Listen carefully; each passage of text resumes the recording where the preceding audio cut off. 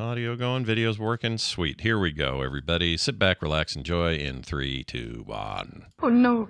You've done all you should already. Don't go back down there. I've got to, Miss Emily. That's got to be finished before we worry about your ranch. If there's anything I can do, you're not going to lose your place to a money-grubbing loan shark for 20 cents on the dollar. I can't stand you idiot!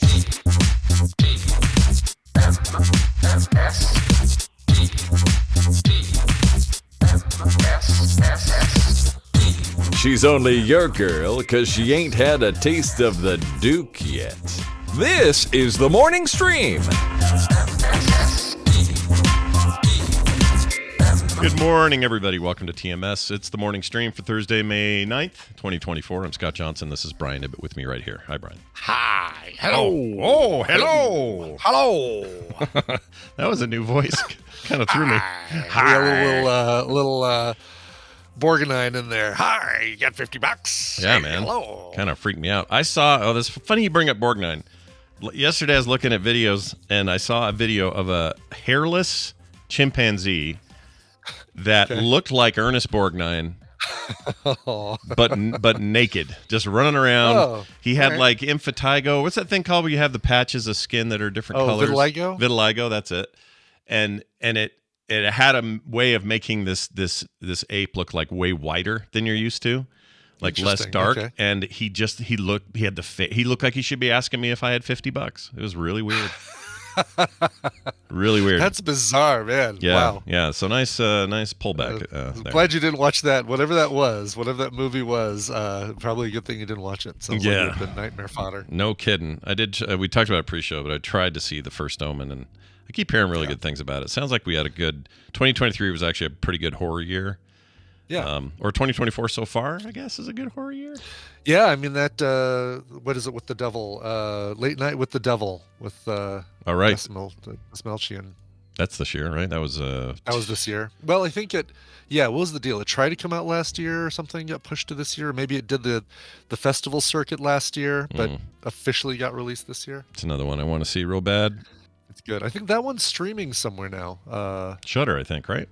Shudder, maybe? Yeah. Okay. Oh, I guess Monica's like, quit stealing my material. Oh, is this some of your material? All right. Look, the reason I even brought it up is because I was going to say later, Wendy won't be here. She's at some sort of psych conference.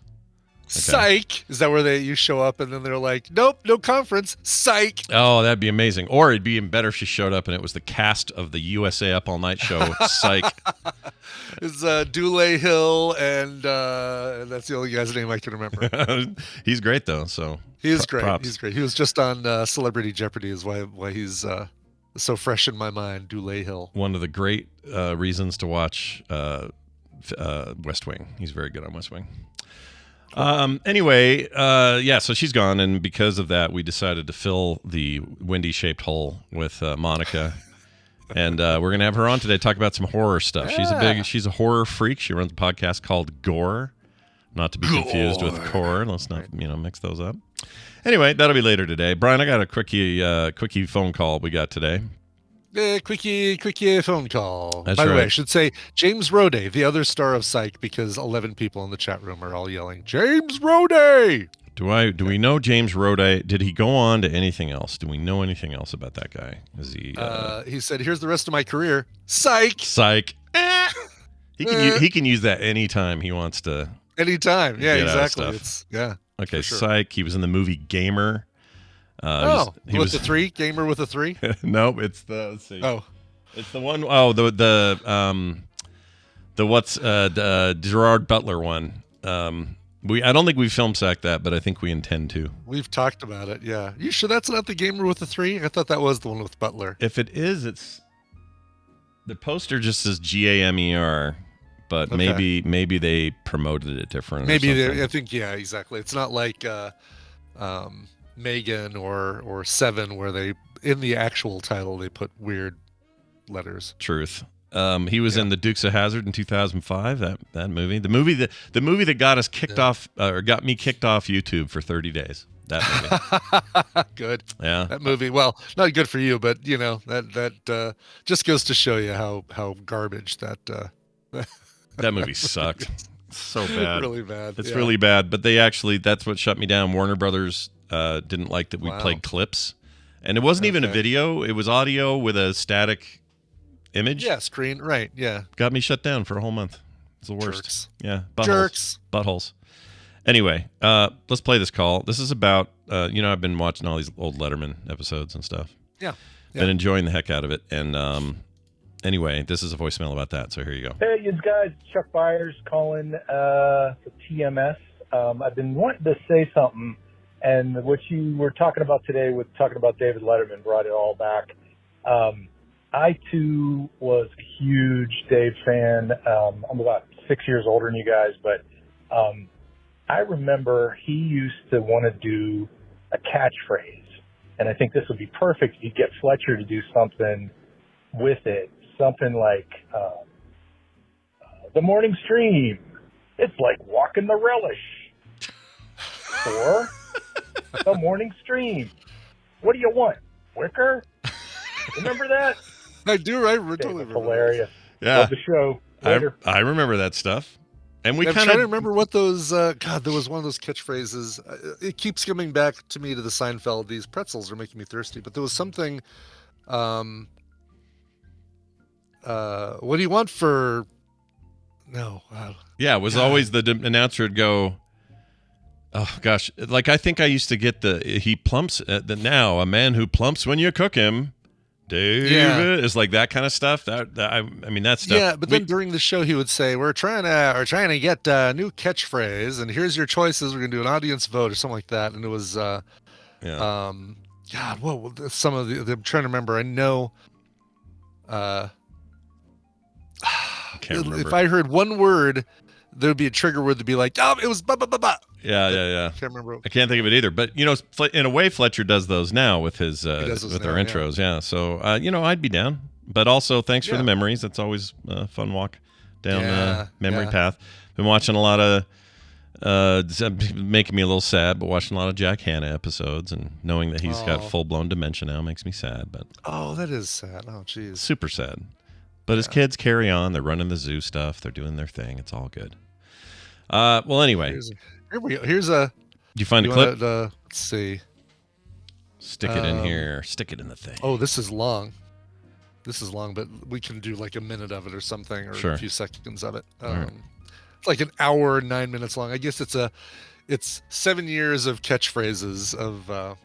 Oh, now it's all ringing a bell. Okay. Yeah, it's like a separate thing. This is a segment he did on the show. These two kids, they look like two Blossoms, like the girl who played Blossom.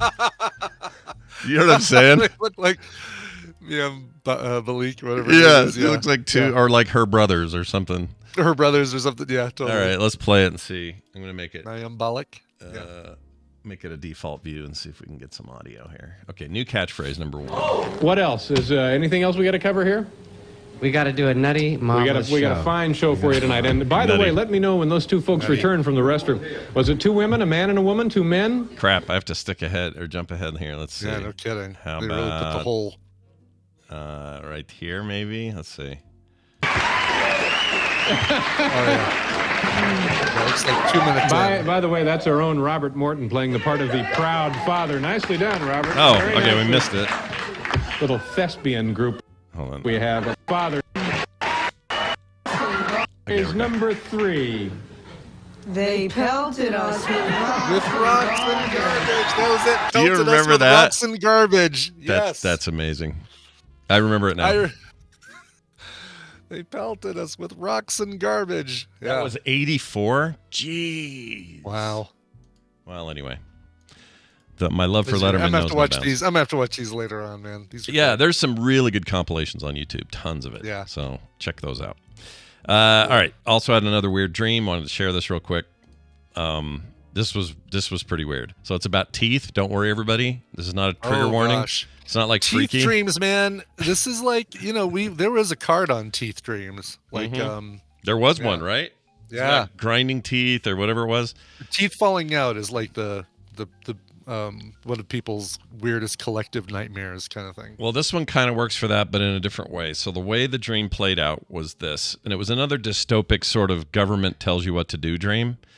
That's what my last one with the chicken legs was like. It was like everyone mandatorily has to have the chicken leg hanging from their hat, right? Yes. It wasn't just our idea. It was like the government forcing us to do it. And anyway, in this one, how it worked was as long as you never lost a tooth, you're good. Your whole life is good. Wait a minute. You just go on. Those are baby teeth. Well, permanent teeth. Any permanent teeth that were lost. Okay. And it's funny you bring that up because the dream was specific about them being adult permanent teeth. Gotcha. Okay. So, big celebrations and stuff would happen when kids So what happens to the people who lost a tooth? So if you lost a tooth, you would be, we assumed, jailed, carted off, put in a weird prison. Nobody knew for sure. Yeah. Killed for all we knew. Like it was very dystopic. If you had a tooth that hurt, people would hide it and never say anything and just deal with the pain. And then there would be like little secret black market groups where, your tooth is missing, we'll make a fake one for a price. And don't tell the government, and all that. It was like a whole dystopic thing about losing your teeth. And if you lost a single tooth and the government found out about it, you were out of here. Jeez, oh my gosh, I wouldn't make it, Scott. I'm missing a tooth. I am too. Had a tooth that was what was his description? The opposite of dense, like airy, pocketed, just from genetics, right? Like wasn't anything I did or didn't do. Right. But he's like, yeah, we're gonna pull this thing because it's probably gonna break on you, and we'll worry about putting a new bridge or something in later. And then I never went back to that dentist because he was horrible. So, and then the new one's like, does it bother you? No? All right. Well, then there's probably no reason to do it. I mean, if it bothers you or cosmetically you want to have it done, then we'll do it. But otherwise, no, if you're chewing just fine, porous. Thank you. Porous teeth. Okay. Yeah. It's got little holes in it. Yeah. Little holes in it. He's like, yeah, this is probably going to break. We're just going to pull it. Did you have? Is this where is this? A molar or something? What is it? No, it's up here. It's up top. Oh, okay. Yeah. Oh, yeah. I never noticed it before. So yeah, you don't need anything. Because I usually, when I smile, you usually don't see it unless I do a real big smile. Yeah. You can probably see it in Ibit bombs. Sure. It's probably a little more obvious. But the Ibit bombs are so striking in other ways, we don't notice the teeth. Yeah, that's true. And actually, my lower lip does kind of cover everything with the Ibit bombs. So yeah, that's true. That's funny. I also have Robin Williams noise when I do it. I also am missing one back here, but it's in the rear of my left side. No one sees it. I notice it because there's a big old gap there. Sure. But I don't care, dude. What are they gonna? I don't need no implant. They always try to sell me on an implant. You should get an implant there. I'm like, why? I don't need it. Yeah. I'm fine. So why do you? Is there some financial obligation you need, doctor, that you need me to have an implant put in? Yeah. I don't ever. I'm fine. How are you? If the office they're telling you they want to give you an implant does implants, because that's usually a specialty.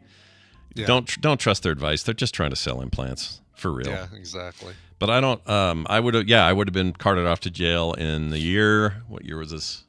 Oh, you knew the year. That's funny. 2009, I think this got out. Okay, all right. So there'd be no frog pants. I started frog pants that year. It wouldn't have happened. Would have changed all my plans. And I thought you started in 2008. I wrote, when I did your Marvel Snap frame that I gave you at TMS Vegas. I noticed that. I put 0 and 8 as the values, or as the energy and the power, because that's when I thought you started. You're kind of close enough. I mean, technically, I'd been calling it that for 3 years prior to the official jump, so it still works. Wikipedia says 08. Oh, does it say 08? You better update your Wikipedia. Because officially it was 09, but okay, I'll take 08. It doesn't matter. Sure. That whole era, that whole like 2-3 year era, that's pretty much it. Was all the genesis of it. Whether it, the wheels had started in 06 and completed in 09. Yeah, and I think it was January that I got on Buzz Out Loud and told everybody on their 1000th episode that it was happening. So cool. It may as well have been January or 08. But that's the point. Is don't lose your teeth. Is the point. Don't do that. Yeah, or else in this weird future. Past world that Scott dreamed about, you'd be in trouble. And what's weird is it had sub stories like if you were trying to get somebody out of your life, you could sneak into their room at night sedate pull out them. one of their teeth. Yeah, sedate them. Take a tooth out. Oh my gosh! Wow. I know. It was really dark. Like everything about this felt like what's the movie with Gene Hackman and Will Smith? Out of Time or no, it's Enemy of the State. Enemy of the State. It had that vibe. The whole dream. That vibe. Of everything's watching you. He's not a conspiracy theorist after all. That guy actually knows what's going on. Like that whole thing was happening. It was very weird. Wow. Anyway, yeah, good stuff. Love it. Let's see what else. Oh, hey. Speaking of losing teeth. Yeah, you want to lose some teeth? Let's do it. That's right. We got while you're getting your bags out. Let's throw out some massive thanks to.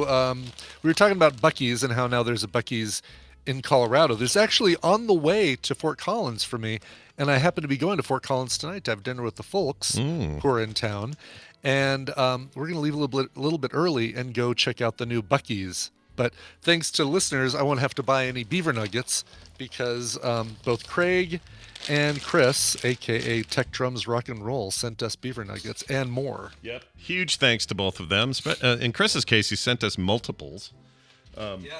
Different kinds, flavors, and all that. Different kinds. Yeah, we'll go through the whole.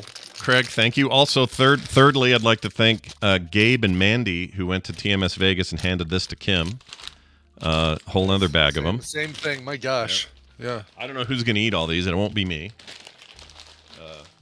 How much is a serving? 2/3 of a cup is a serving. Okay. Well, I'm having a nugget. You're having a nugget, yeah, because we got a lot of nuggets. Yeah. So plus these are very sugary. They are. I'm just gonna open a random bag. Let's go with the generic bag first. We'll do the regular. Let's start with the thing they're known for. And I think we've had these on the show before, and they're spectacular. But oh my gosh, they smell like kids at a sleepover. It's corn pops, is what they smell like. Oh, it's like syrupy and. Yeah. Actually, it's what. There was a cereal like a Eggo waffle cereal or something that smelled like this. Yeah, there's something with. Oh, you know what I'm thinking of? That's the cereal my kids love. Shit. Oh, I can't remember the name. They love it though. Loops? No, it's some other thing. Little Fruit Loops off of that. Okay. Oh, I can tell. Yeah, but I definitely can tell. Yeah, there is Fruit Loops in that. There's a vibe. Anyway, let's try these. All right. Here we go. Oh my gosh. If I ate a whole bag of these, I would just die if I ate a whole bag of these. Yeah. You guys would never hear from me again. They're good though. Holy shit. They're so good. Oh man. All right, let's do white cheddar. Oh no, did you just dump them all over the floor? No, I dropped I don't know if was it this show? Anyway, it's a bottle of peppermint oil. And I'm happy to report that it did not shatter. Oh, good. No, it was not on this show that we were talking about Oh, wait, no, maybe we were. I don't know anymore where I talk about things. I know. 58,000 shows you do. Who can keep track? How can you? Let's do these milk chocolate nuggets. How about these? We'll stay in the sweet realm. Yeah, stay in the sweet realm. Sweet realm. The sweet realm. Oh, I'm assuming. Wow, they think that there's 3 servings in this bag. Holy cow. They think there is. They think there are, yeah. Oh, it's double. Oh, mine are all kind of. We got a little Ziploc-y business. Mine are melted. Oh, no. Well, not bad. They're just kind of all adhesed to each other. Congealed. Yeah, mine too. It's like a, yeah. Gotta break one off. It's not the worst thing ever, but it's all right. No. So these are basically what we just ate, but covered with chocolate. Yeah. How could they be bad, right? Yeah, how could they be bad? Uh-huh. Oh, wow. Now, I will say, it's very much like a Hershey's-style chocolate. Mm-hmm. If you're okay with that, then they're very good. Yeah. Europeans probably do not apply. No, this is not European chocolate. No. All right, those are good. So far, so good. Yep, let's go to white cheddar. Let's go to the savory side of the world. All right, white cheddar and a blue bag. I mean, when's the last time you had a blue bag? Well, we have one right here. Ooh, this one smells like blue feet. Bag. It does smell like feet. Ugh. It's a Tarantino. Right. Tarantino's favorite Buc-ee's. I love this Buc-ee's flavor. I'm not making my 15th movie until I have another bag of Buc-ee's. All right, here we go. All right. I guess it's 10th movie. Ooh, these are good. It's like it's like a white cheddar popcorn-y kind of thing. I could eat this all day. Funny how these. Yeah, I could eat these. These are lighter. Yeah, I could mow these down, but lighter than the regular Beaver Nuggets. Yeah. Also, really low in cholesterol, gluten-free, low sugar. These are good. Yeah. I think I might eat that bag slowly over time. One full cup of this is 170 calories. That's great. That's not bad. Finally. Oh, these are white cheddar habanero. Ooh. Habaneros, yes. Do you think they're at all spicy? Do you think they're kind of... I bet that they're probably light spicy, like general consumer spicy. Ooh, feet. These are like feet from another country, though. Spicy feet, yes. These are like feet at a sandals resort. Club Med feet. Yeah. Here we go. Oh, shit. I like these. Oh, yeah. Ooh, they got a little kick at the end. The end is the kick, man. It's a little bit more than I was expecting. That's a lot more. Oh, man. Hold on a second. It's just getting hotter.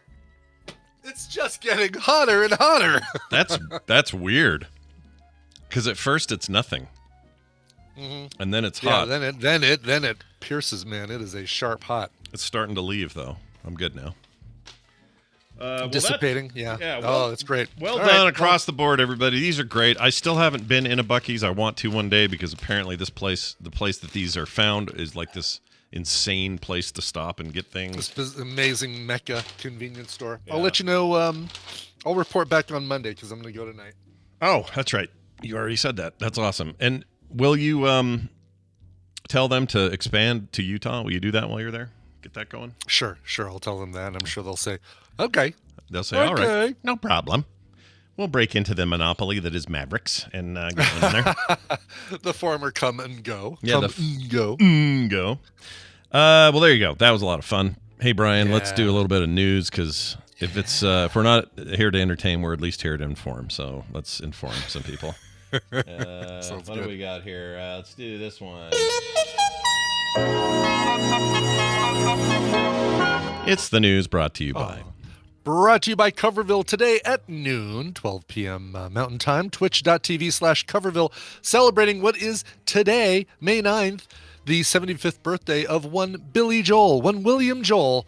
And I'm going to skip the songs of his that I'm not a big fan of, like Tell Her About It and Uptown Girl and stuff like that, and go to the stuff I really like Vienna and Scenes from an Italian Restaurant and You May Be Right and New York State of Mind.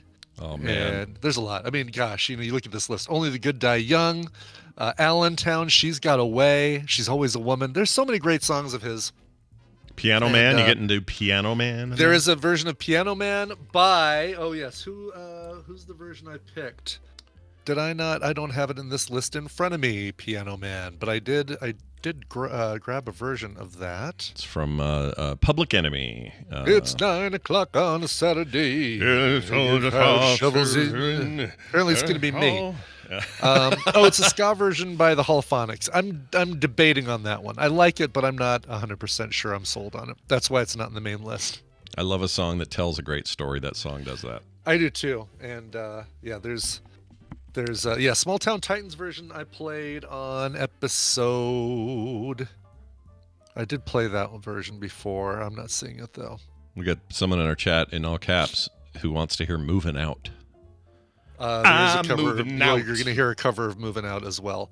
Because if I didn't, somebody would have a heart attack. If I didn't, so or should I say heart attack? Gack. Yeah. That joke wrote itself. It really did. It's a really cool a cappella version of "Moving Out" on the show today. Weird. So much good stuff. You're going to hear folks like Me First and the Gimme Gimmes, Braid, Adam Pascal, who as Roger from Rent. Oh, yeah. One Song, Glory, that guy. Yeah. As well as Rufus Wainwright, one of my favorites, and the Rondo Brothers, because I don't know, but the Rondo Brothers. There you go. I don't either. Rufus... Oh, and Alan Cumming. Oh, goodness. Really? Actor Alan Cumming. What is the deal with you bringing up things today that I just talked about yesterday? I just was sitting there talking to the family. We just talked about Alan Cumming. We did, but last night he came up again. We were sitting around the couch, and he's on The Good Wife. He's like the campaign runner for the husband. And somebody said he should be in a Pee-wee movie and be Pee-wee. And then we brought it up on the show, I think. But then last night, the conversation turned to he wasn't Nightcrawler, and I was like, yes, he was. And we had this whole like back and forth about how shocked the two girls were, Alicia and Carter, that he was Nightcrawler. They couldn't believe it. He was Nightcrawler for two movies, right? 2 and 3, I think. Yeah, 2 and 3, or 2 and Last Stand, I guess. Cody Smith McPhee. Yeah, he was all right. He's no Alan. He was Cumming. all right. That kid made a great Nightcrawler as well. Yeah. He's no Alan Cumming, but he was all right. He's by the way, now he goes by Alan Come and Go. So just know that. Alan Maverick. Alan Maverick. That's right. Everyone has a price. Everybody has a price. Well, anyway, let's get to that. Sounds like a great show. Everyone tune in.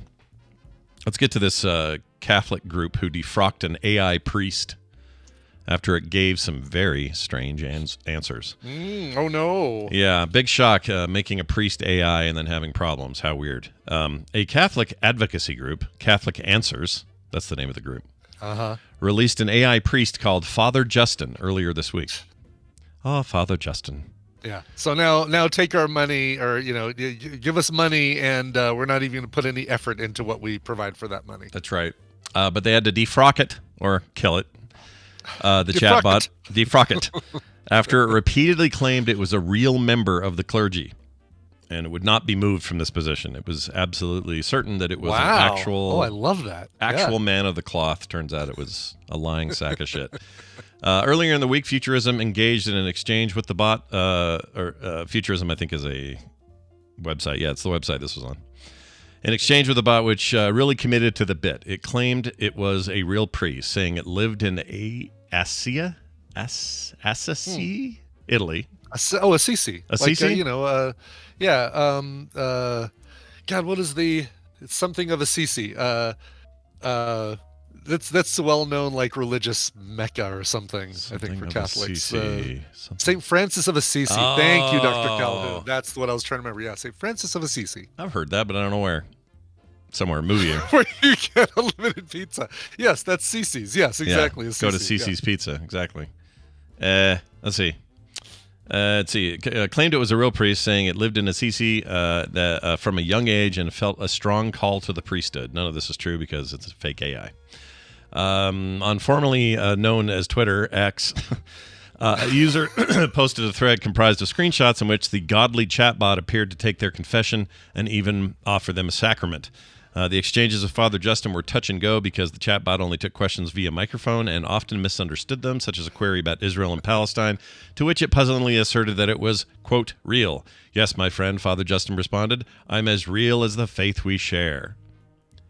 Well, that's weird. Awesome. I love that AI is now no, I'm real. I'm not AI. I'm real. Mm-hmm. This is the beginning, Scott. Mm-hmm. No, we're heading to a weird place. I don't like it. We're heading to a place where before too long we're going to have robotic arms from the future that some guy is holding on to with a dead man switch and an explosive to blow up Skynet. It's all happening, just according to plan. Happening as we speak. Yeah. I think it's interesting. It just literally handed like a fresh pie out of the oven to atheists by saying, I'm as real as the faith we share. Yes, right, exactly. Indeed it is. Goodness gracious. Well, I mean, faith is real. You can have faith in something, but the thing you're having faith in is fake. They asked him about some sexual issues, and Father Justin replied, the Catholic Church teaches that masturbation is a grave moral disorder. Oh, no. Yeah. Don't let Ernest Borgnine hear that. No. That's how he stayed alive. alive. That's a callback to 3 weeks ago or 2 weeks ago. Yeah, for those uninitiated, he claims that's why he lived so long. I masturbate a lot. All the time. For $50. When he thinks he's not being recorded, that's the best part. It's like, what's your secret to long life? Oh, I'm not going to tell you. Psst, I masturbate a lot. Yeah. It's like, dude, you have a lapel mic on. What were you thinking? Yeah. Funny thing about that, we're probably the only show of any kind that regularly brings up Ernest Borgnine. We probably are. Yeah, I don't know. I doubt there's any other show. There might be the Convoy Cast or something like that might approach our frequency of Ernest Borgnine mentions. I would check out Convoy Cast. Convoy Cast. We got a great big Convoy Cast coming through the night. That's right. I'd listen. The Silent Adventure Cast. Yeah, no, I think we're probably... There's our tagline. We were talking about needing a good tagline, Scott. More Ernest Borgnine mentions than any other podcast. Period. I like that. Yeah. I'm not using who said it in the chat. Easy reader. No. Rob L says Borgnine be baitin'. Not doing that one. Is this a show title? Yeah. Yeah, no. I don't think we'll use that. Here's another story for you. And by the way, just like if you want to do yourself some favors, don't make chatbots do shit like this. Like, why are you doing this to yourself? Why? Do what the rest of us do and say, chatbot, please generate me a terms and conditions page for my website. Yeah. Done. Make me a simple, I want to make a will. Can you make me a simple will form?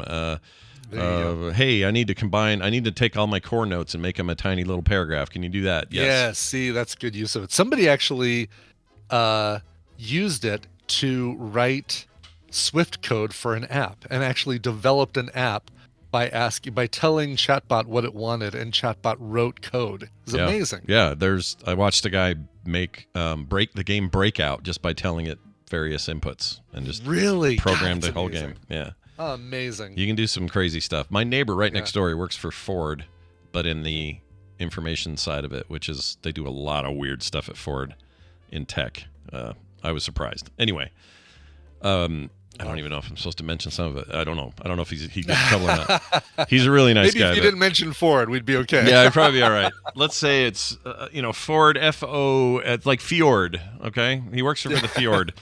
Anyway, he says that the AI stuff has fundamentally changed their entire business over about 2 years. Says everything they used to do, they do completely different now. And I said, well, what, you mean like automated stuff? Do you mean like what do you mean? He says, no, it's just like when we're doing code issues, all that like footwork that used to take forever just to do like sort of, what do you call it? Not baseline. No, but like what's that word? There's a word for that. Repetitive. Yeah, I know what you're talking about. Like, boilerplate. That's the word I was looking for. Boilerplate. There you go. When you need boilerplate stuff, it's just like bam, done, finished, out. That's so cool. And then they can move on to more advanced stuff. And I don't know. It seemed interesting. Well, I might have to figure out how to finally get that app off the ground that I've been working on for a while and just have Chat GPT write it for me. Yeah, just sit there and talk to it. Just don't take pop borp. Yeah, just don't confess your sins to it. Apparently. Yeah, I won't say. What about masturbation? Can I create a masturbation app? No, masturbation is a great moral sin. It's a great moral sin. $50. How about this one? A mom accidentally invited all 487 contacts to her daughter's first birthday party. Everybody on her phone. The good news is all those contacts are 1-year-old babies, so it's totally fine, and none of them showed up. That's right. California mom planning a first birthday party for her baby accidentally invited all 487 contacts ever put in her phone. It's just everybody. Emily King, 30-year-old teacher in San Jose, explained the mistake in a now viral TikTok video. Oh, funny. Using Evite, the digital invitation system, from her phone. She says, I just made an Evite for my daughter and her birthday party. And on Evite, it says import contacts. And I thought it meant import to select through the names. I would have thought that too, by the way. I don't blame her for this. Like, no, but right. You don't assume that when it says, do you want to import your contacts, that it automatically means I want to invite everybody on that list. Exactly. No, it should be like, all right, now all your contacts are in here. Now you can pick and choose the ones you want to invite to this function. Yep. And I don't know. Am I so out of touch that a 1-year-old birthday party is it's not for everybody. I mean, it's definitely not for 487 people, but it's not even really for more than just like the close family. Couple friends. I agree. It's like I agree. If you're inviting more than 10 people to your daughter's first birthday party, I think you're doing it wrong. This is the same thinking I have toward any of those stupid gender reveals. I hate them, dude. Yeah. I hate them so bad. Although sometimes those videos turn out funny. I watched one yesterday. Well, yeah.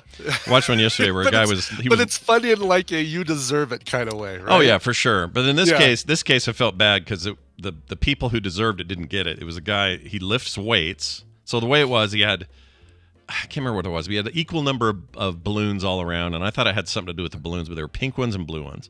Okay. And then this guy lifted these weights, and then when he dropped the weights, it was supposed to spew upward whatever color it was going to be, almost like a concert with the flames at the end, like that. Oh God! Okay, so he was going to drop it onto like some sort of they were like bladder bags or triggers, exactly, something like that. Oh, God, and so he did it. And it worked. It's a boy. The problem is the thing that's supposed to be facing up was tilted and faced forward. So when he smacked it, one of the women that were taking a video with her phone just completely, just from head to toe, covered in blue. She blew herself, basically. Yeah, she blew herself. Exactly. Yeah. And it looked awful. But I hate those things. Like, just find out what the sex is and then make sensible purchases for what you need to do with their room. Exactly. And stuff. Yeah, exactly. I don't get it. There was a great what was it? It was a Radiolab show that I loved. Pop culture, or not pop culture, but anyway, it was like it was the one that talked about the origin of truck nuts and the it went into detail about these really weird things that we've had in our lives and why we had truck nuts, for example. Sure. But they talked about gender reveals and how they're going away because it doesn't matter, right? Mm-hmm, it's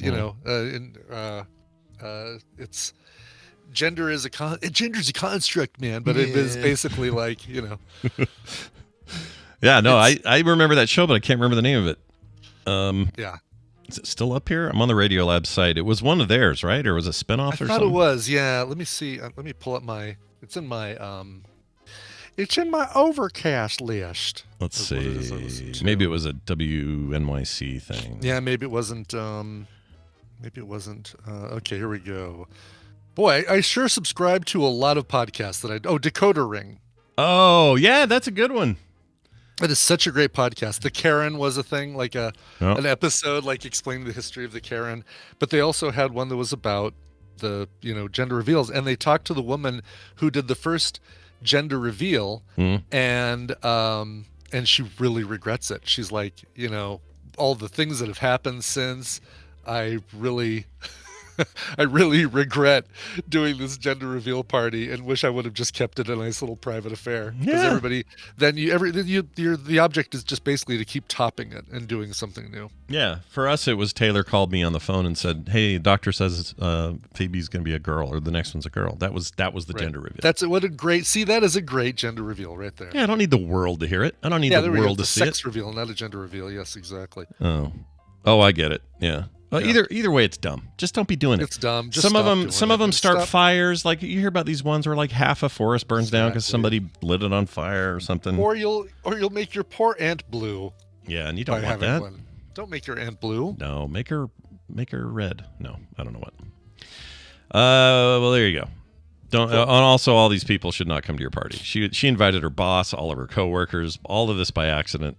It was a bad time. I wonder how many people showed up. They say that if you want 300 people to show up, you invite 487. Yeah. How do you disinvite, though? Because I would want to quickly get around. I would want to turn this right around and go, oops, sorry, everyone. That was an error. Yeah, I didn't mean to invite you. Yeah. I'd say, oh, sorry, this was only meant for family. You could probably word it in such a way to make everybody happy, but yeesh. Yeah.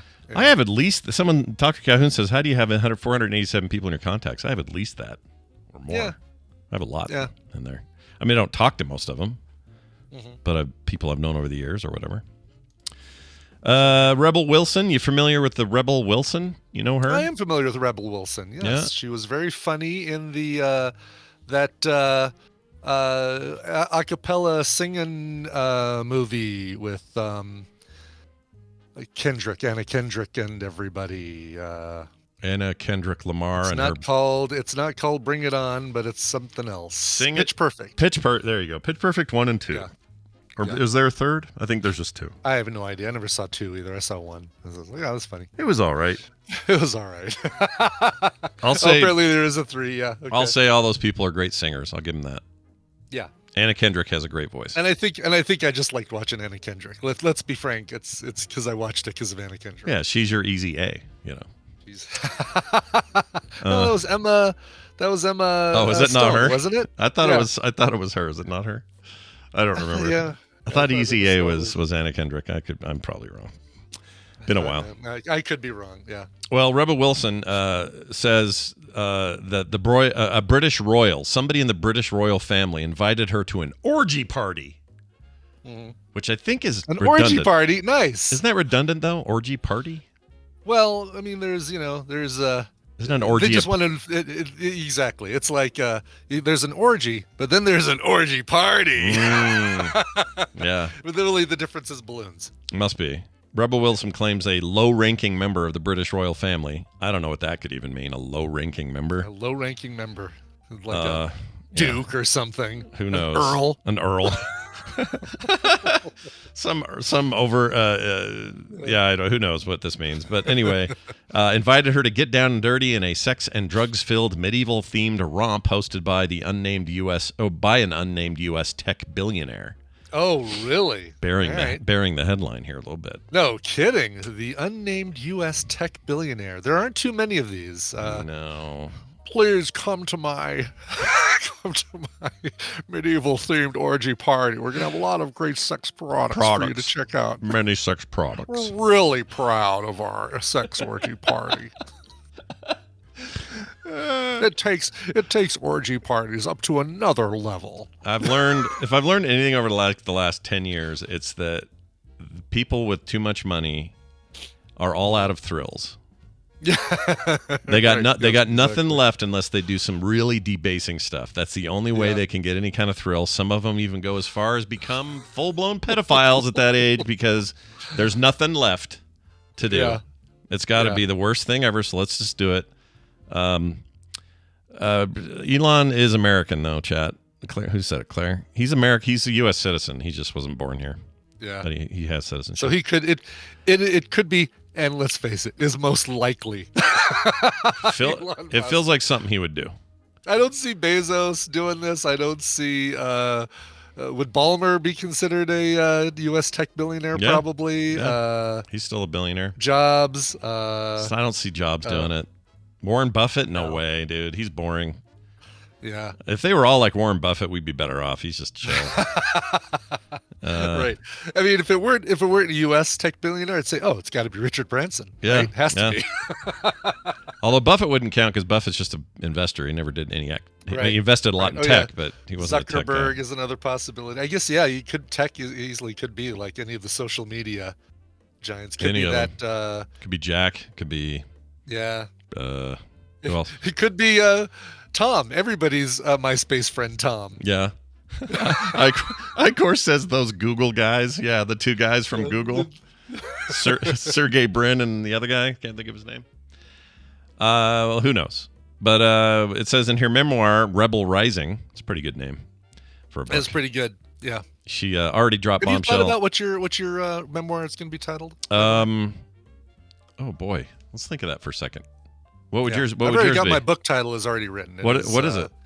Brian Ibbett. How I started as a podcaster, as a podcaster in my basement, and became a podcaster in my basement, or something along those lines. That's basically the title. It's a real lateral. Exactly. Move. I don't know what I would do. I'd probably say something dumb. I don't know what it would be. Maybe it'd be called something Scott Johnson. Something dumb. Something dumb. Something dumb. Something dumb this way comes. I think it would have to be something like Scott Johnson. Smells like feet. Or something like that. What grossed me out the most? I don't know. There we go. Quite the unit. There you go. Quite the unit. Perfect. Yes.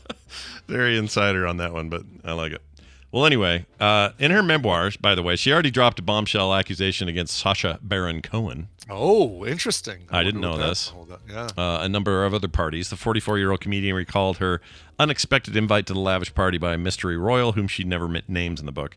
I got thrown a last-minute invite to a tech billionaire's party. The guy invited me, who is the 15th or 20th in line to the British throne, had said to my male friend, "We need more girls," she wrote. Isn't that kind of always true, though? Because you're all a bunch of sickos. Exactly, yes. And you're never gonna have equal lady sickos to male sickos. No, this is so true. Exactly. I think any event like this, That's the tagline of the event. We need more girls. Yeah. It's like dating sites, all of it. There's not enough women because they're not gross like you are. Right. Anyway, in her view, it was a party that would have made Gadsby jealous. The party was insane. Men were jousting on horses in a field. Girls dressed as mermaids were in the pool. The actress recalls the property was massive, and because it was quite a drive, people had been assigned rooms to sleep there overnight. Wow. So she went. That's really funny. Like, sounds like she went. Couldn't tell from the first couple paragraphs that she actually attended, but who knows if she participated in any activities? Yeah. Were the men jousting with actual swords? Oh, I see what you did there. Yeah, you never know. Put that away. Finally. Yep. This story: deep fakes of your dead loved ones are a booming business in China. Of course they are. I think they're going to start happening here. This is the deal. So once a week, Sun K is this person's name, or Cow K. I don't know how you spell the last name or pronounce it. Probably Kai. Has a video call with her mother. He opens up about work, the pressure he faces as a middle-aged man, and thoughts that he doesn't even discuss with his wife. His mother will occasionally make a comment, like telling him to take care of himself. He's her only child, but mostly she just listens. That's because Sun's mother died 5 years ago, and this is a deep fake. Dun dun dun! Oh shit! Yeah, it's this thing where if you look at the photo, it's like literally like a little, almost like you're having a phone call, or what do you call it? Too many requests. Call or a FaceTime or something. Yeah. This website won't open for me now. Oh, there we go. It did this time. So yeah, like a FaceTime video, kind of. Yeah. And chat. Here you go. This is what it looks like. So do you get a dedicated device? It looks like you might get a dedicated device for this. I think so. Either that or that's a tablet over there I don't know about. That is a really 90s ass looking tablet. I know we didn't have tablets like that in the 90s, but it's no, it's got like a real TNG vibe going on. Yeah, really does. Yeah, Captain to my ready room kind of thing going on.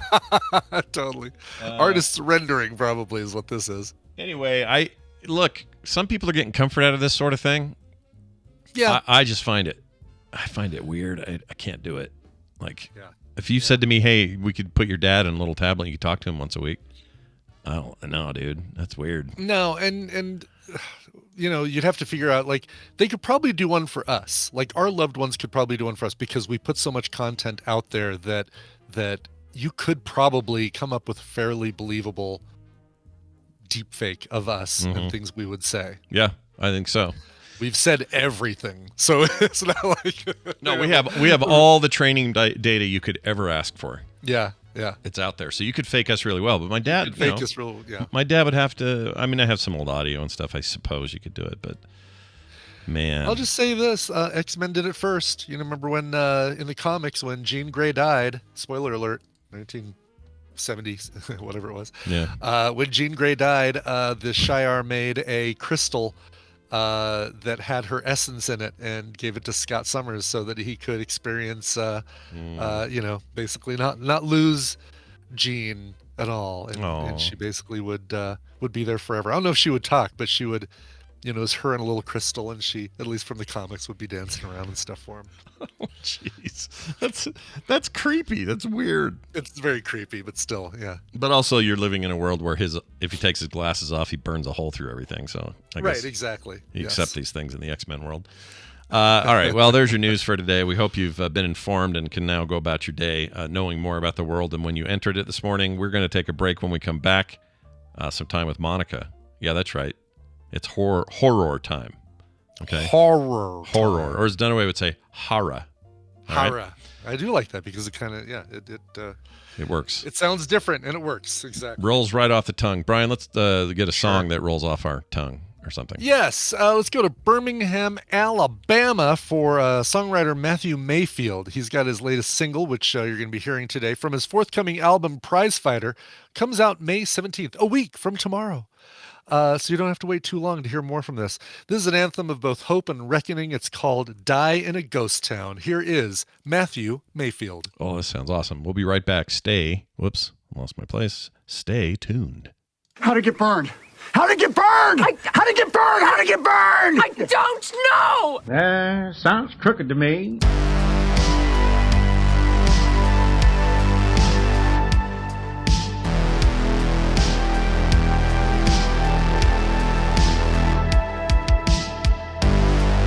And we're back. Who was that again?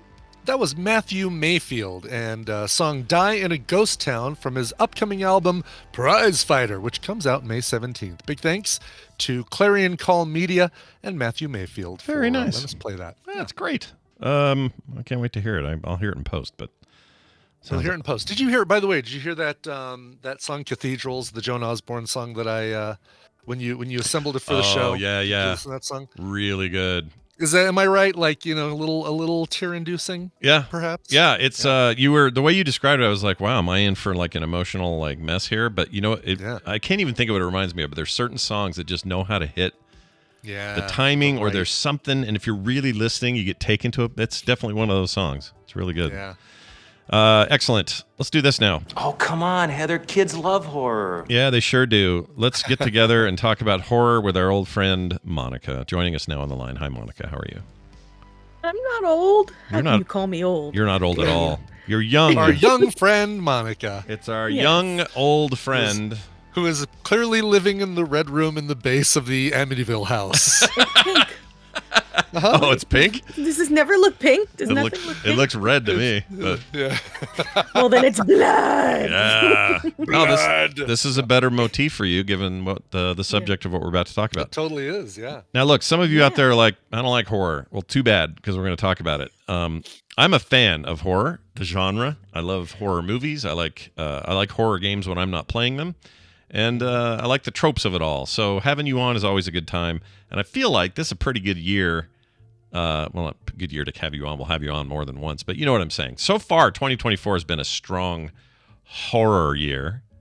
It's good to have you here. What do we want to talk about today? What do you want to scare us with? That's what I want to ask. Okay, well, I want to get into some movies because I like the first time I come on the year, like I have a method to my madness, but I like to go through some of the movies that are coming out throughout the year. Yeah. Yeah. But I also wanted to make a quick mention because you guys mentioned on another episode about genre. Ooh, and like what's horror, what's suspense, what's thriller. Yeah, right. And I guess sometimes like those lines can be very clouded by a lot of things, but I feel like horror, along with like sci-fi and sometimes fantasy, like those are the, they fundamentally change the flavor of a movie. Mm-hmm. Mm-hmm. And I think that like it's so much more like you can just put so many things under the horror umbrella. There's a lot of stuff that can fit under there. It's a big umbrella. What if you shove said it under there? Let's think of an example where the initial reaction is, oh, that's like Silence of the Lambs, good example. Oh, right? good one. Yeah, that's a great one. Yeah, that's not pure horror, is it? Genres. Yeah, it's like what's the word? It's like thriller. But people want to call it a thriller. They're like, oh, it's a thriller. It won an Oscar. No, it's a horror movie. Okay. So what aspects? There's somebody wearing skin of other people. So. Well, that was going to be my question. How much is enough to say, oh, yes, it's over in the horror zone now? Like, is it just that he wore somebody's face, or is it just that Buffalo, what's his name, was wearing somebody's skin? Like, when does it become horror and when is it, like, what's the threshold of how much horror makes a horror movie? And I think like they make their own definitions of what movies are. Like, it's much like gender, by the way. This is all like a construct of what we think movies are. And I think that I consider a lot more things horror than a lot of other people do, because I always hear people say things like, well, I don't like horror. But then you'll like something like Ghostbusters, which is a comedy, but it has to do with horror elements, the supernatural. And that ghost in the library scared the crap out of me. So I'm just saying, that movie's scary. So you're going to give that horror? the Stay Puft Marshmallow Man, that thing was scary, okay? Yeah.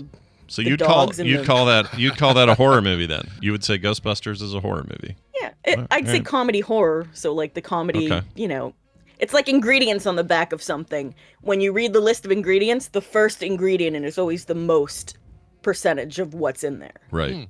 Sure. Right. Oh yeah, that's a good way of comparing it. Yeah. More comedy, but there's a little horror. Little Shop of Horrors, which I was watching last night. It's a musical comedy, but it's also a horror movie. Interesting. It's got that in there. At least that's what I think. Well, it's got horror right there in the name. That's right there. Exactly. Yeah. They got a shop, a little shop. The Burbs on Film Sack one day. That in the horror community, that is considered Oh, like really? a classic, Wow. Okay. comedy horror. Like that's a big movie for us at least. And I loved hearing you guys talk about it. So, look, so thanks for doing that. Genres are great. Well, awesome. Well, thanks for being here. By the way, I saw a movie on Shudder last night. I wanted to tell you what it was. I tried to see The First Omen. I couldn't find it anywhere, so I tried to Plex it. There's a whole story. I ended up watching this When Evil Lurks, where is it? When Evil Lurks, that's it. Yeah. Came out last year. This is a movie by Demian Rugna. He's a Argentinian filmmaker, I guess, already known for some pretty cool horror movies.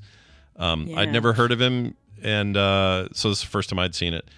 This was really cool. Like, I don't even know how to explain. It felt like one of the most different horror movies I'd seen. In a way, okay, this is part of it is just that it's all in Spanish, and it's set in Argentina, so there's no English in it at all. And I think part of me is getting this vibe from that, but it felt like the energy of a telenovela, right? Kind of like what are you doing here? I don't know. What are you doing? Like a lot of just like that sort of thing, and at a very high intensity level. And then it's a horror movie at the same time, and that's a combo I have not ever experienced before, and I really liked it. Like, walked away thinking this was one, and I had heard it was a real strong contender for like horror movie of the year, and I can see why. It's pretty gory. They got some insane practical effects that I haven't seen in movies in a long time, and pretty gross stuff. But relatable characters, and the craziest thing is the main cast is these two dudes. Let's see. Let me see. I don't know if I'm not going to say their names right, but the guy that plays Pedro and the guy that plays Jimmy or Jamie or Jaime in the movie, they're brothers. And the guy who plays Pedro looks like the spitting image of a current day Hugh Jackman. And the Jamie guy looks like a current day Scoots McNairy. and it's the kind of thing where I was convinced by midway through this thing that they could just easily pivot, make an American version, and just cast those two guys in that role. Like, I swear, I'm sure that'll happen. It's almost like they're in it. It was really weird. Anyway, have you seen it? Did you like it? I think I watched it because there's a lot of hype around it. I think I watched it,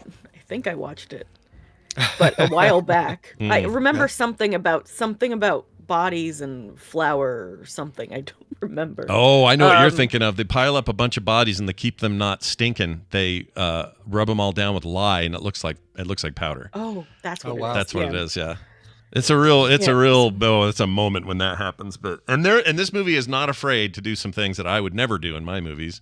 Like, think of a movie. Most horror movies, if there's a little kid someplace in the movie, that little kid's usually safe or the evil. Oh, right? No. Sometimes the kid's the evil one.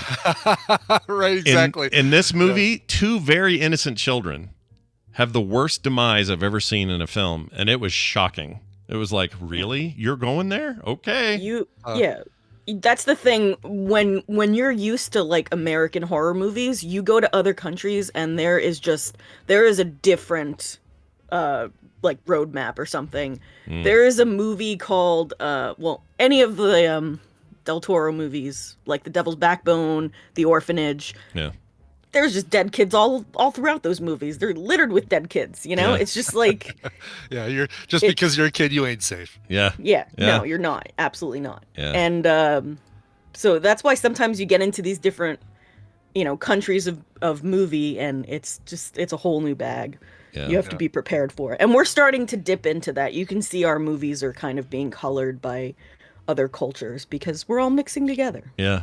It's a fun time. It's something. So anyway, Speaking there's of my little side recommendation. Now let's go where you're going. What do you got? So since I'm here, it's May and some movies have already come out. I'm going to give 4 quick little recommendations on Shudder because I have to. Okay. Number 1, and they're all different because I have very eclectic taste when it comes to movies, even just horror in general. A movie called Destroy All Neighbors, starring Jonah Ray Rodriguez and Alex Winter. Oh my it's gosh. funny, it's insane, it's gross, and like it's Bill campy. and Ted, Alex Winter? Yes. Oh, wow. Okay. Absolutely. Okay. And he is Destroy playing All Neighbors. white. It sounds like a Steam video game. Yeah. It does, doesn't it? Yeah. It's insane. It's an insane movie, but I thought it was just so much fun. So there's your fun one. All right. There's another movie called You'll Never Find Me. It's a little Australian movie from 2023, released earlier this year on Shudder. It's a very, very slow burn, very well acted. Probably could have been a little bit shorter, but that's my only gripe with it. It's just so good. It's just like two main actors in the movie, and it takes place in one room. It's just, go check it out if you like slow burn, obviously. Okay. Third movie. Yeah. Baghead on Shudder. There's a lot of controversy to this one. Yeah. People are saying it's not great, and it's not a perfect movie, right? It has some problems. I think the fire effects look bad, but everyone else I watched it with was like, it's fine. Yeah. But it's fascinating concept. Think Talk to Me, but with a witch. Oh, okay. Basically. Who's the on the cover? It looks like a burlap sack over somebody's face. That's the witch. Yeah, That's Baghead. That's That's the titular Baghead in the film. Okay. Titular Baghead. Yeah, and watch the. I like to recommend watching the trailer for content. Yeah. Like, maybe you don't want to spoil yourself, then go ahead and watch. That's what I usually do. I usually watch the first like as soon as I'm sure that I want to watch it. That's when I stop watching the trailer, because usually you get to the second half of the trailer and it's like, oh, so that's gonna happen. Okay, great. Oh, no wonder this girl looks familiar. This Freya Allen, who's the main girl in this movie, is the girl in the new Kingdom of the Planet of the Apes coming out this week. Oh, really? That's her. She's the new Nova? Yeah, I like her. She's cool. Cool. All right. Keep going. What else you got? Okay, so the fourth movie, I have an entire list, by the way. Yeah, no, that's great. So the fourth and last movie on Shudder that I'm going to recommend is obviously Late Night with the Devil. Everybody's been talking about this movie. Old school, 70s. I have, the colors are 70s. You just see them and you're like, tone, I am in the 70s. They do something with the film even to make it feel like you're watching The Exorcist. Yeah. And all these these backgrounds look like Atari box art. It's very Merv Griffin, Dinah Shore. Yeah. Those stripe things, that was like in every. There was like a show that had that painted in the room. It was for sure. What was that? Ted Knight and somebody else. It was like one of those 80s shows, but it was 70s. It was like when Kramer got that set, the set that they got rid of for the talk show. That's what it looked like. Yeah. David Dasmalchian is fabulous. Yeah, And I counted for you, Brian. Right. Has it always been Dasmalchian? Brian. Is it Dasmalchian? Do we know for sure? Dasmalchian. Yeah. Okay. Yeah. I saw him say his name. Yeah. Okay.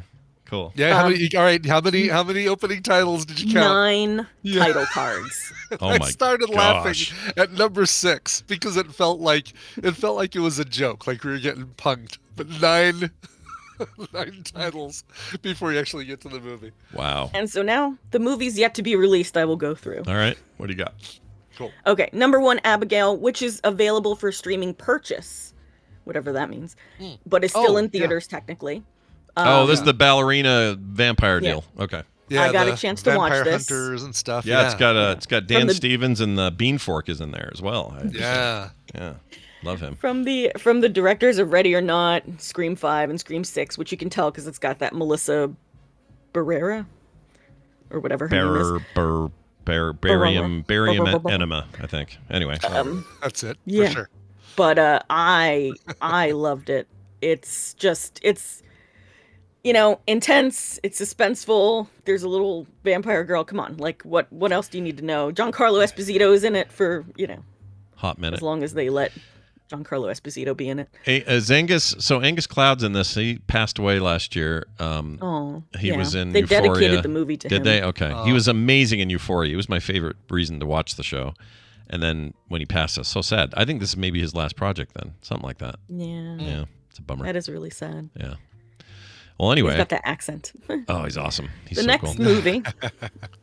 Yeah. So the next movie, yet to be released, is The Strangers, Chapter 1, which will release on May 17th, directed by Rennie Harlin. And so... Rennie Harlin? Now, the original Strangers is very slow horror. It's got some key awesome moments that make the movie worth at least one watch, in my opinion, and a sequel that was slightly better. So I'm hoping that this reboot trilogy will actually do like have better execution basically, and maybe it'll, I don't know, maybe they'll jazz it up a little bit, you know, throw a little spice into it. Rennie Harlan of all people. I mean, we're talking about the guy who made freaking Cutthroat Island in '95. Cutthroat Island, yeah, exactly. Cliffhanger. Yeah, he directed my favorite A Nightmare on Elm Street Part 4, The Dream Master. So he does have some horror roots. Interesting. Okay. He also did LL Cool J's Deepest Bluest video. Oh goodness. Yeah. Okay. Mama. They all get their start. The movie they all too? get their start. Oh, I guess is there a movie called that? There's an LL Cool J movie? Is that what you mean? No, that song was for the Deep Blue Sea soundtrack. Oh, was it really? Oh, yeah. so there you There go. it is. So that's why it used footage from the movie for the music video. Or they filmed That it on makes the sense. ship that they or whatever. Yeah. I really like Long Kiss Goodnight. I really like Deep Blue Sea. There's a lot of his stuff. Die Hard 2 is a good movie. Like, you know, guy knows how to make his shit.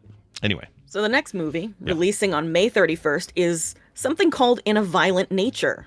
Oh yeah, dude, I want to see this so one. bad. Speaks to my soul. If you look at a picture of it, if you watch the trailer, it looks like old school Jason Voorhees looking thing at a camp. Oh, cool. Nice. I am very excited for it. And this is Shudder also, so it's coming to Shudder pretty quick. And the whole thing, my understanding is this is like if you took Friday the 13th and did it all from Jason's point of view. So the whole movie is told from the point of view of the killer, and nobody else. So you're not like hanging out with campers. You may see them die, but it's a movie where you're just with him all the time, this psychopathic freaking mass murderer, and that's it. That's the point of view. And that's really interesting because I don't think anybody's tried to do that in a film before that I know of. I'm excited. Yeah, I'm very excited about this. And this will be straight to Shudder? Are we getting theaters first, or what's the plan? Do we know? Maybe it's out now. I'm not sure, actually. But it says May 31st. Oh, it's in theaters now, it says, and releases May 31st on Shudder? Okay, then that's what it is. It's in theaters? Damn. Oh, maybe you just can buy tickets Limited now. release? I don't know. I'm guessing because it wasn't in my theater. I don't know what's going on here now that you say it. Well, anyway. Well, look for it May 31st. I'm pretty excited about this. The next movie... Keep it rolling. Keep it rolling. This is my favorite time of the year, by the way. Yeah. Is called The Watchers, releasing on June 7th. M. Night Shyamalan's daughter, Ishana Shyamalan, say that 3 times fast, Shyamalan. Just once. Is making her directorial debut in this movie. Stars Dakota Fanning and Barbarian's Georgina Campbell. Oh, so yeah. let's see what his daughter does. Is there going to be a twist? You know who else I like? Like I'm not a big M. Night Shyamalan fan, but yeah, I am when he's good. When he's good, I love it. Yeah, I still feel like, I mean, Split is good. Unbreakable, the whole Split Unbreakable trilogy, I think, is really good. Glass is terrible. Sorry. Glass was great up until the second ending, which they really didn't need. I'll give you that. But I just will stop watching it early. One of my favorite actresses is in this. Her name is Olin Fiore. I don't know how you say her last name. She's Irish, so I'm sure someone in the chat will tell us. But I'm sure someone in the chat will someone tell us. in there. But she's in this, and every time she's on, she's this older actress, but she has the most striking look to her. She played the older Sally Hardesty from Texas Chainsaw Massacre reboot. Yeah, she was good. Or redo, remake, not remake. Remake, redo, whatever. She was in that weird Mandy movie, another weird horror movie. Yes, the North. She was in the Northman. Look so interesting in that movie. Yeah, she's even in Halo. Very angular looking people. This is definitely one I want to see because I just want to see what the chops of the kid are like. Can she direct this? Yeah. And look at Dakota Fanning. She's freaking old enough to be somebody's mom now. That's effed up. What about the next movie releasing on June 28th? Yeah. Moving on. I got to do the big ones, but A Quiet Place Day One. This is the 3rd installment, and it acts as the prequel to the first 2 installments. Yeah. This is one where I'm sure we're all aware of the movie, but it's filled with actors with names that Scott and I will only mangle. So I'm only going to point out one star of this movie, and that is a cat named Frodo, belonging to the main character, played by actor Schnitzel. Oh. So. But I can say Digimon Hansu. I can say Digimon. He's in here. I don't think that you can. No, I can't. You're right. I don't know if that's allowed. It's not right. I love him though. I watch that guy eat breakfast. He's so great. He's amazing. Yeah. Mostly on my show, I do the same thing where I can't pronounce people's names, but it's not an homage to you, Scott. It's just that I really can't pronounce people's names. No, it's fine. And the person I always call you Nicole by accident all the time. Well, that's different. It's sort of, but you got both too many names. Yeah, but you both. What I'm saying is, you both are terrible at names, and so you have that in common. Oh, I'm terrible at names. Yeah, I'm terrible at names. Oh, that's right. She does too. She's okay, so really the three of us struggles should with make a support group or something. I agree. Right, there you go. Okay. I didn't know. Let's see. Who's this? Oh, Alex Wolff is in this. I like Alex Wolff. You guys know him from mostly about the cat though. Stuff. Well, yeah, you just whatever. But he's the Peter, the young boy in Hereditary. No, Hereditary. Oh, no, I don't ever want to see him again. Dude, that's that movie. Holy shit. That movie's traumatizing. Yeah. The next movie, releasing on July 5th, the highly anticipated Maxine. Yeah, finally the next in the Flex series. The third series, not the X. Yeah, just the X. Yeah, no. Vin Diesel in this one. So this is the third installment, but this is a direct sequel to the first movie. Because the first movie takes place in the 70s, the second movie's like in the 40s or something. Yeah. And then this one's in the 80s. It looks amazing. 1980s LA. The cast includes Mia Goth, of course, Michelle Monaghan, Elizabeth Debicki. I can't say people's names. Debicki, Giancarlo Esposito, Lily Collins, Kevin Bacon. Wow, Bobby really? Cannavale. Bacon was what a cast in this one. Kevin Bacon was just here. He went to Payson High School for their closing because that's where they filmed Footloose, and he went to prom with his wife. He brought Kira Sedgwick out here, drove over to Payson High School, and had prom with all the kids. How cool is that? Isn't that nice? Did you know that was his daughter in Smile? I did know that. Oh, I didn't know that. Yeah, I learned that. I saw the trailer though. Yeah, that movie, dude. She looks Do like I need to have seen Pearl before I watch Maxine?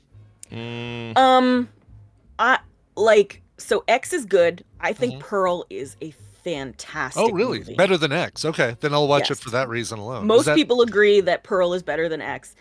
It's obviously in the timeline. It's not necessary, I guess. But who knows what things are. What they might do callbacks for and exactly. Maxine, sure, yeah. It's worth it.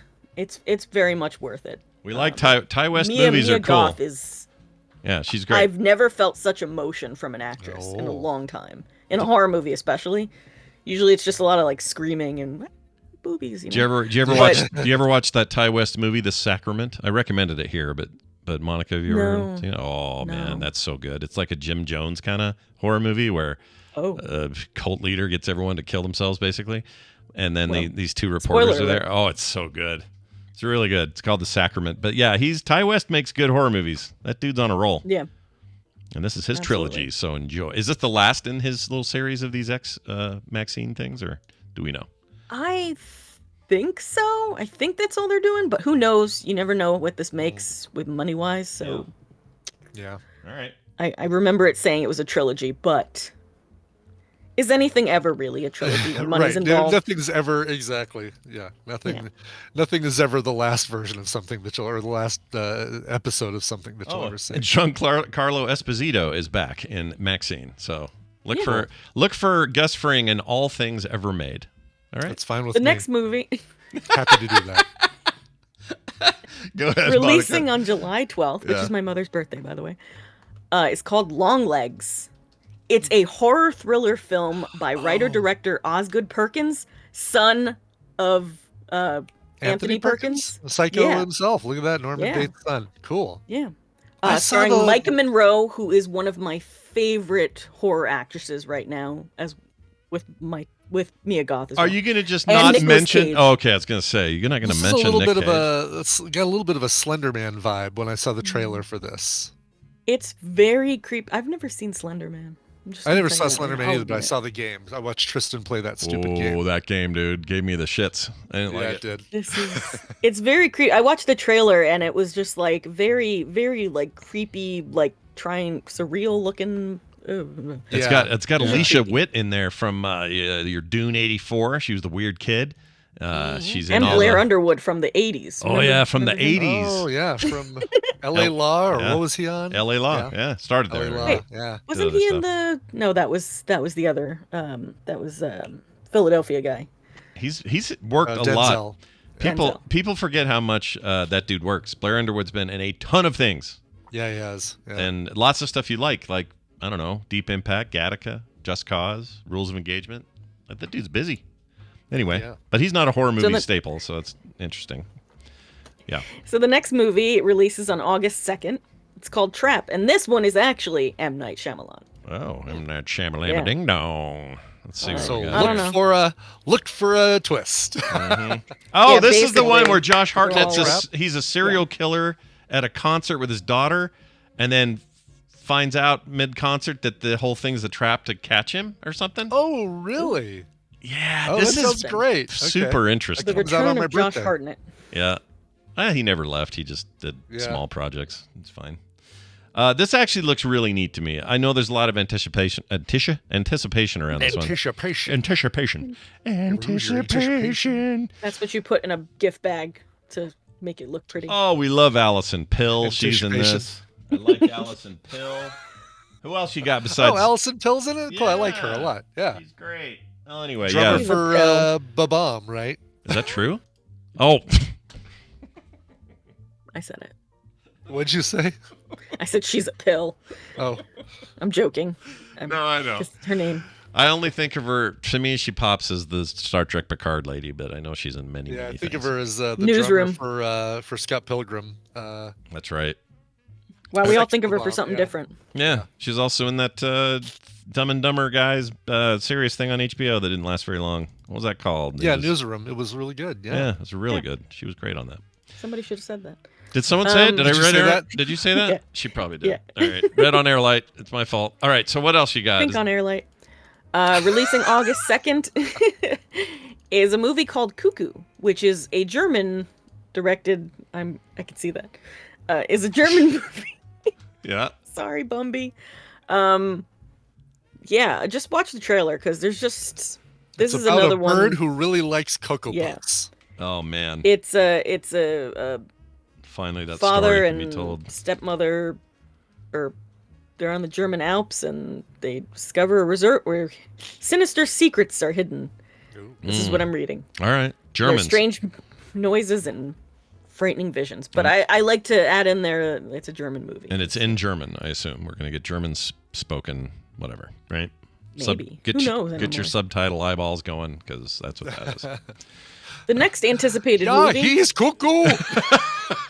Stay away from it. Why? Was ist cuckoo? Is cuckoo. That is crazy. No, it's cuckoo. All right. Schnell, cuckoo.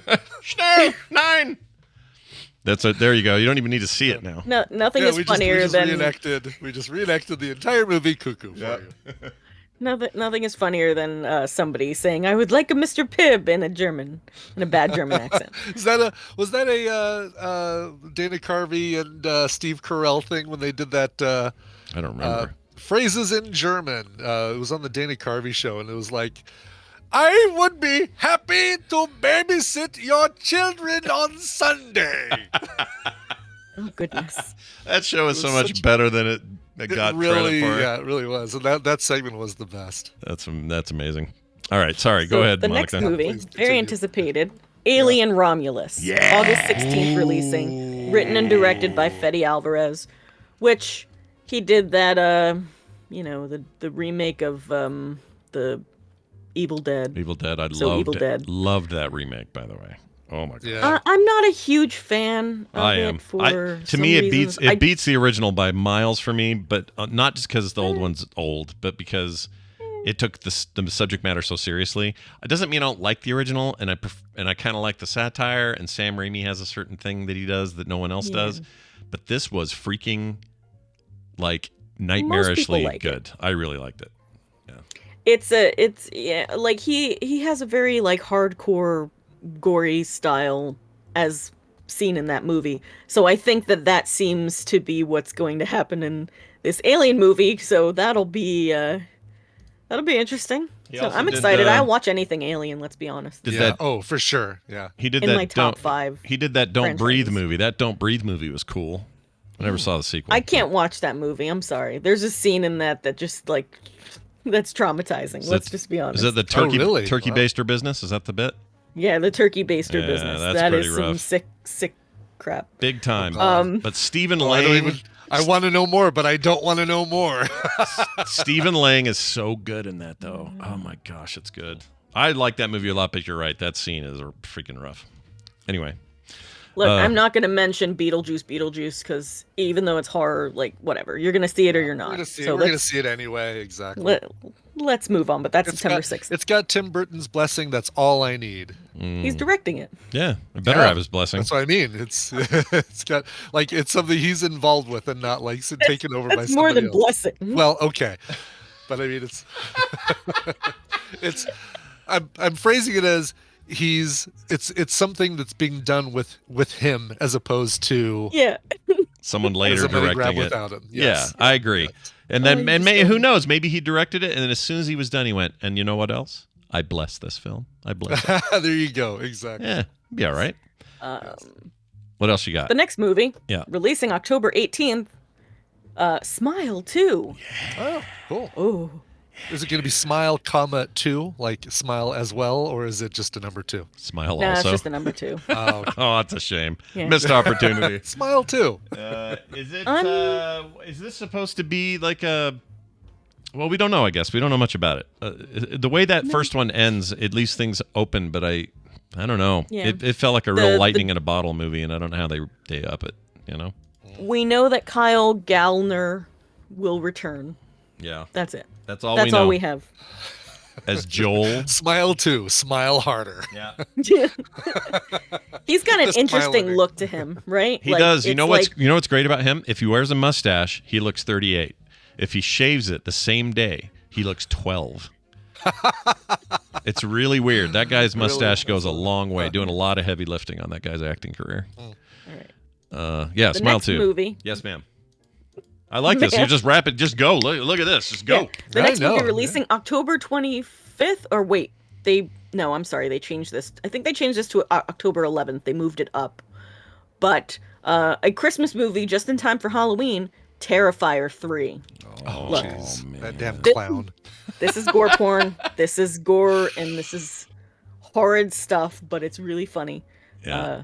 So if you like very gory, nonsensical killings, like some I feel like a bad person really? watching these movies, but I had a good time. It does feel like there's like a 70s horror exploitation vibe to these. Yeah, very exploitative. Oh my god. Yeah, yes. big time. Kind of across the board and about everything. And as a result, if you recognize it for what it is, it feels like a satire of what that stuff used to be. Mm-hmm. But also like just on the face of it, it's just like the bloodiest stuff.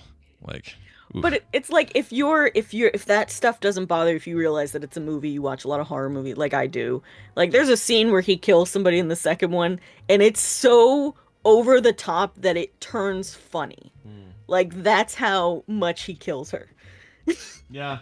Like I can't express to you. I know I'm a horrible person. I still think the first movie had grosser kills than the second one. The lady with the chainsaw. Yeah. Just still, I cannot get over that. That wasn't a chainsaw. That was like a hacksaw. Was it a hacksaw? Oh shit. Oh god. Right? Really? Wasn't it? Right? I think you're right. I'm pretty sure. I've replaced. He was just sawing. I've replaced the weapon with something less. Something faster. Yeah, something faster. Something more analog. That was a rough. Now I have to go back. Am I making it worse?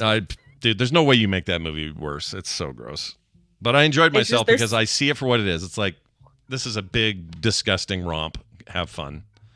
Like it's not meant to be serious commentary on anything. So watch for that. This looks Christmas themed. He's wearing like Santa Claus stuff. So he's cool. there for your Christmas needs. Yeah, and it's got Daniel Roebuck in it. And Daniel Roebuck you know from things like The Fugitive and U.S. Marshals. Oh, cool. Yeah. Oh, that's the movie. Yeah, that's the movie. That's the one. Yeah. October 25th. This is actually October 25th, though.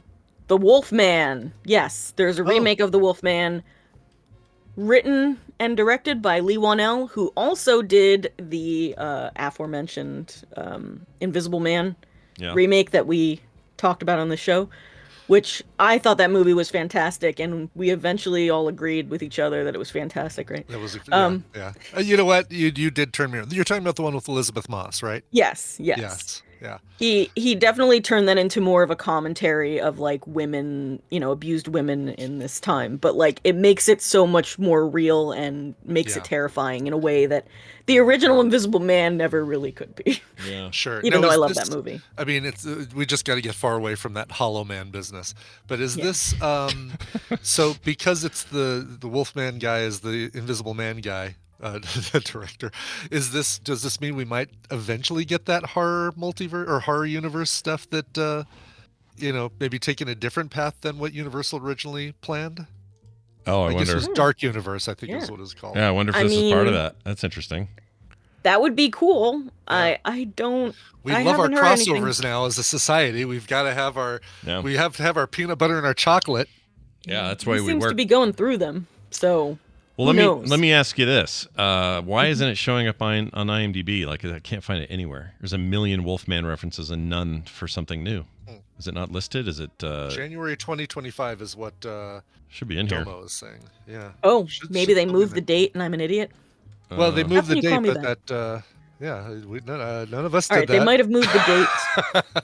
I don't have so that this kind movie's of. been pushed back. Thank you. I don't have that kind of power to go into IMDb and move films. Oh, Domo literally says Wolfman got pushed. Thank you, Domo. Oh. See, I've moved up to date Wolfman. news. There we go. It's with a space. Wolfman. No the and a space between wolf and man. Starring Julia Garner. Ruth from Ozark. Yeah. Oh, there's just not much here yet. There's no screen. There's no poster or nothing. So okay. Yeah. Well, I'm in. I'll watch that. And that Ozark girl's great. I like she her a is lot. Great. Yeah. She freaks me out. I realize as we get closer down this list that the dates may have changed. But sure, anyway, things may move. Yeah. Yeah. But okay, so the next movie, it's supposed to be released on December 25th, but somebody can double check me, of course, is Nosferatu, directed by Robert Eggers. Yeah, dude. Which should excite Scott, but I don't know. I don't know what he's going to do. It's a reimagining. Hearing amazing things. Look, that guy made everything I've seen from him weirded me out, and I loved it. I loved the Vivitch. I loved the Northman. I loved the Lighthouse. As far as I'm concerned, he's one of those filmmakers that when he does a thing, I am in, regardless. Well, listen to this cast list, Scott. Nicholas Hoult. What? Nux. Willem Dafoe. What? Bill Skarsgård. What? Bill Skarsgård as Nosferatu. Oh, wow. Yeah, and Aaron Taylor Johnson. Boy, Bill's having a moment, isn't he? Bill Skarsgård. Yeah, he really is. Yeah. Doing all this stuff. I want to see that new one where he kills everybody. Boy Kills World or whatever it's called. I did this last week. So, can't remember the name. Oh, really? Yeah. Anyway. So that's just rounding this up with incredibly rapid fire. In the works, we don't have dates, but I'm just going to get you a little excited for what's to come at the end of this year or the beginning of next, who knows when. But a remake of the 70s Faces of Death, a remake of the 80s classic Witchboard starring the late, great Tawny Kitaen. I don't know how to pronounce people's names. Container. Tawny Kitaen. That rhymed. The album cover. I thought it was Rat. Whitesnake music video. Who's the girl on the Rat thing? Not the same girl? I don't know. Is that did they use her for that too? I think of her as the Whitesnake. Here I go again on my own. Here I go again. The dude or something. Yeah. Right? Yeah, David Coverdale. Yeah. Also, the long-awaited Return to Silent Hill, still to be announced, I think, directed by Christopher Gaines. And Salem's Lot, for the love of goodness gracious. This thing has been pushed like 75 times. So maybe soon. That is Tawny Kitaen on the cover of the Out of the Cellar album cover. So that's where you're Oh, it is her. Okay. Yep, it is her. Well, there you have it. By the way, if you like, oh, you know what? Like There's her, Invasion of Privacy, the other Invasion of Your Privacy album. That's a different lady, but I always mix those two up. So gotcha. I might be thinking that she's both of those people, but she's not. Witchboard is a very cheesy 80s horror movie, but I'm telling you, it's worth watching. Miss a step. Yeah. So anyway, rat, then Witchboard. Hey, wait, Witchboard was Witchboard the? I don't think I've seen Witchboard. That's old, right? Pretty old. Let's see. 86. 86. Oh yeah, that's pretty old. Okay, so it's so cheesy, but it's just it's so good. Come on, 80s horror is just. Yeah. I have no memory nostalgia. of this. I don't think I've seen it. We should film sack this Halloween. I think we should. Yeah, we got to put it in our Sacktober for sure. So is it? I don't want to upset Randy. But it's just a Ouija board, right? Like which board is a Ouija? Okay. Yeah, but they just couldn't. They couldn't get Hasbro the would rights. not get the right. Oh, right. We'd like to use your. We're gonna call it a witch board. Yeah. I always forget that's branded and trademarked and stuff.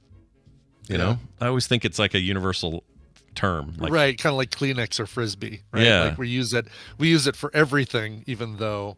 Yeah, or Band-Aid. It's a brand. Band-Aid's another good one. Or Brand-Aid. Why not a Brand-Aid? Or Brand-Aid. Yeah, that's my favorite concert that Bob Geldof did in the 80s. So good, Brand-Aid. When he raised all that money for companies. Yeah. You know, GE and stuff. It was great. Well, there you have it. Oh, wait, was there more? No, that was sorry. Yeah, that was it.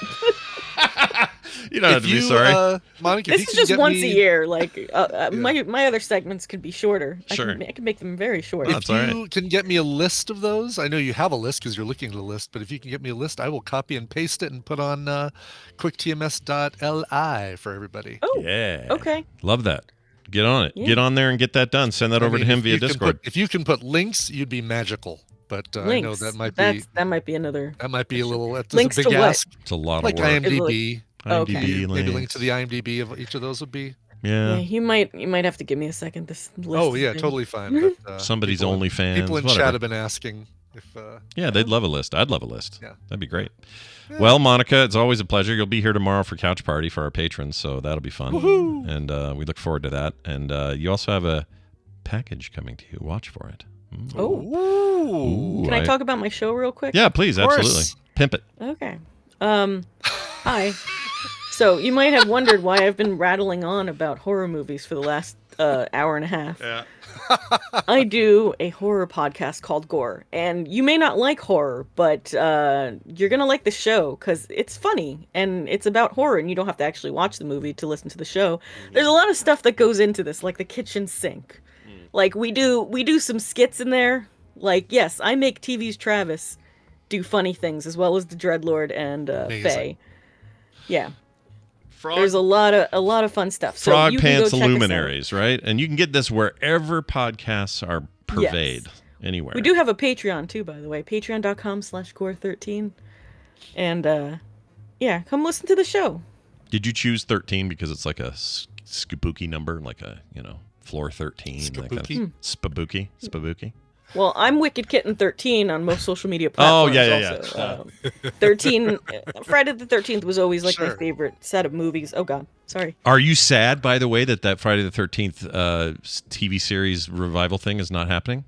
Did you hear about that? So check this out. So the first thing is it sounded like it got canceled, and then it's not completely canceled. But the problem is that Brian Fuller has, I guess, parted with the project, which I'm very sad about because Brian Fuller is one of the hugest Friday the 13th fans I have ever heard. I heard him like on a podcast with what's face, the one that does the movies you don't like, Eli Roth. Yeah. Oh yeah. And he was talking to him about Friday the 13th. I've never heard somebody so passionate, so informed, and I was so excited about him being on the project. And now he's not. I'm a little disappointed. But I think they're still going to do it, but they're going in a different direction, so we'll see what happens. Yeah, it was supposed to be a prequel series all about the lake and all this Crystal stuff. Lake, yeah. Maybe that's. Oh, right, yeah. A24 was involved. It was supposed to be a big deal, but I guess not. And also, that show with Eli Roth where he interviews people, it's really good. Like he's fantastic. He's at a that. great And by the way, interviewer. go watch Thanksgiving because that movie was great. Oh, I didn't see it. I hated Hostel. It's nothing like Hostel. I promise you. You will be like, this is Eli Roth directing this? And the cabin one. What was his Cabin in the Woods one called? Cabin Fever. Cabin Fever. I hated Cabin Fever. Like, look, I don't know. I don't like Hostel. I don't like Cabin Fever, but I loved Thanksgiving. I'll check it out. It's like a love letter to slashers. And that interview show he did one with Furiosa. What's her name? I can't think of her name all of a sudden. Not the new one. Taylor-Joy? No, the old one. The old one. Charlize. The old one. The old. Yeah, Charlize Theron. Furiosa V1. It was one of the most interesting interviews I'd ever heard her do. Why is he even bothering making movies? Just do interviews. Do what I say, Eli Roth. All right. Well, there you have it. It's always good to have you here. Monica, have a safe week, and may nobody call you Nicole. Bye now. All right. Excellent. That was fun. We are going to get out of here. Quick reminder, you got Coverville today, as previously stated. Did you say noon? That's right. Noon, yeah. Billy Joel, starting up in about an hour and 10 minutes. Perfect. Watch for that. It's going to be great. Also, a live Skim today at 1. So right after that, roll into Skim and come watch Kim and I talk about our week. Core tonight, 5 p.m. Got a big video game week. Oh, man, all this Microsoft layoffs pissing everybody off. Oh, yeah. So we'll talk about that and plenty of other things. Also, Couch Party tomorrow, as we mentioned. That starts at 10 a.m. Yeah. 10 a.m. Mountain Time, yep. Yep. So if you're a patron, you know what to do there. We'd love to see you. And we'll put it up for patrons after as well. And Play Retro Oddworld games on the PS1 is our subject tomorrow, me and Dunaway. So 1:30 tomorrow. Check that out. And then on Saturday, we're all coming together to watch Boys in the Hood for Film Sack. I watched it last night. Enjoyed it tremendously. You did? Good. Yep. Because I've got stuff going on tonight and tomorrow night, so last night was my night to watch it. So no, that's great. I have to watch it today sometime because I have the same problem. My week is crazy. So many youngsters. Too many. Young Fishburne, young Show Me the Money, young Regina King. Yeah. Cuba Gooding Jr. is your Show Me the Money? Cuba Gooding Jr., yep. It's his first, I think he was like a teenager in this. Yeah, he was. Oh. Him and Ice Cube looking all young. Yeah. Oh, Ice Cube all young. Yeah. It's great. It'll be great. So all of that content can be seen today, tomorrow, and all over the weekend. And if you're confused at all, go to frogpants.com/schedule and you can see all of the live dates. That is it. Everything else is at frogpants.com/TMS. If you want to request a song, if you want to do other things, they're all linked there. All right. It's a catch-all for all your stuff. Yep. And don't forget, Brian does this great little daily sort of, when we have cool content, this quicktms.li site. It's a great way to keep up on what Monica talked about, what recommendals we covered. The songs we played. Big thanks to Iceworm for maintaining that. He does an amazing job. He is doing a great job. Would have loved to have seen him in Vegas. I know. Haven't seen him in ages. While. Haven't seen, even he lives here and I haven't seen him in a long time. Yeah, been a bit. Well, anyway, shout out to him. And that'll do it. Let's do a song. What do you got there? Yeah, Sven from Baseball Camp wrote in and said, "Howdy do, Scott and Brian. It's your friendly Sven from your friendly neighborhood baseball camp. I'm turning 33 today, and as always, would love to celebrate it with you fine folks and the awesome community. I would say the gift of this podcast and all the blessings thereof are enough of a birthday present, but I'll take the song request too if it's all the same. Also, any audio clips of Scott screaming bloody murder at Resident Evil would be a nifty bonus as well. Thanks, guys." There. Wow, you had that already. Love, trash, and nipple clamps, Sven from Baseball Camp. Whoa. I'm no longer interested in your baseball camp, Sven. That took a turn. Yeah. One of his requests is a song by No Vacation that they recorded in 2019 as part of this really cool Turntable Kitchen project. So Turntable Kitchen got together and created an album series called Sounds Delicious, where a band would take not just a song, but cover an entire album by an artist. And No Vacation took on the Cranberries' Everybody Else Is Doing It, So Why Can't We? And this is a song from that album. It's their cover of Linger. Here is the band No Vacation.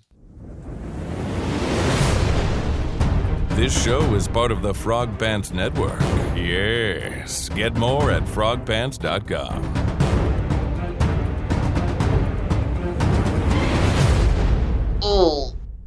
Oh. As a turtle having